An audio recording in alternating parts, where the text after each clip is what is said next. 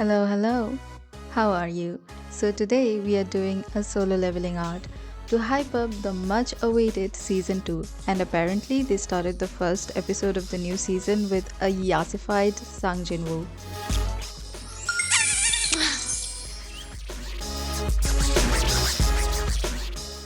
So of course I drew my boy shirtless with all that back muscle because I am an absolute simp and I have no shame admitting that.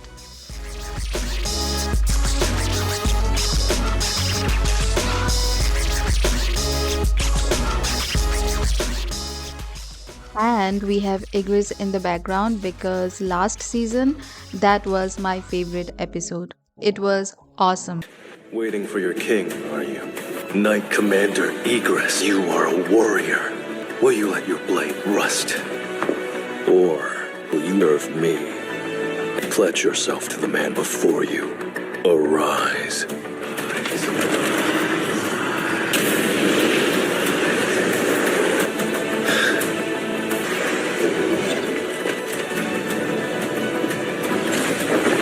From now on, you are simply Egress. Alright, that's enough fangirling. Now let's focus on the drawing for a bit. As always, the sketch was better, but obviously, when you start rendering, the first ugly stage is always a problem. My brain cannot catch up, and I wanted to fix every little problem right away, which is not the best approach, children, especially in digital art, because when I draw in my sketchbook, there's the texture of the paper and you can see every grain of color pencils and the stroke of your brushes. It makes the artwork so much more organic, but the digital canvas is so much smoother to begin with that it's really hard to achieve that sort of texture. And so every little imperfection looks more than it actually is. Obviously, there's like hundreds of texture brushes that you can use, but I don't really use many texture brushes. In fact, I mostly use three brushes. First one is the pen fade, which is basically a round brush with a lowered opacity. I keep the opacity up to 30% and it works really well to fill in a larger area of your canvas. The next is airbrush, which I use for smooth blending for anything, be it skin or clothes, and I keep the opacity really low till 19% and it works just fine. Finally, the colored pencil, because I absolutely love it. It's my favorite brush in Ibis Paint. I keep the opacity until 100% so that I can get really saturated colors, and I also use it for my sketching because it's really precise and works really well. Sometimes I use other brushes with more texture like the hard pastel one, the gouache mix one, or maybe the chalk one, but that's on rare occasions when I really need those visible textures.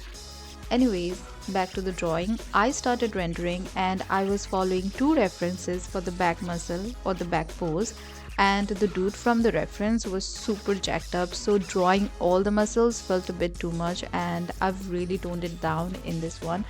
I also changed Jinwoo's face a lot, which you can see, because as much as I liked the initial face from the sketch, it did not resemble him.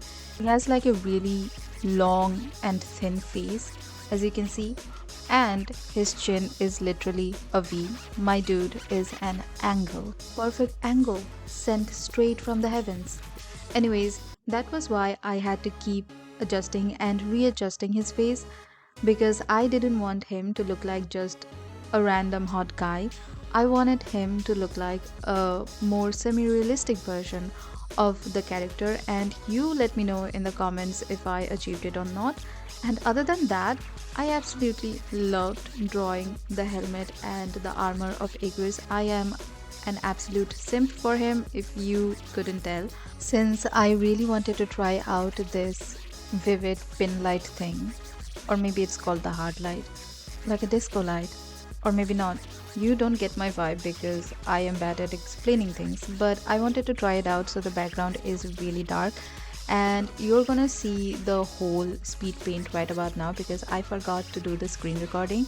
Anyways, hope you enjoyed it, and if you did, like, share, subscribe, and I'll see you next week. Bye bye.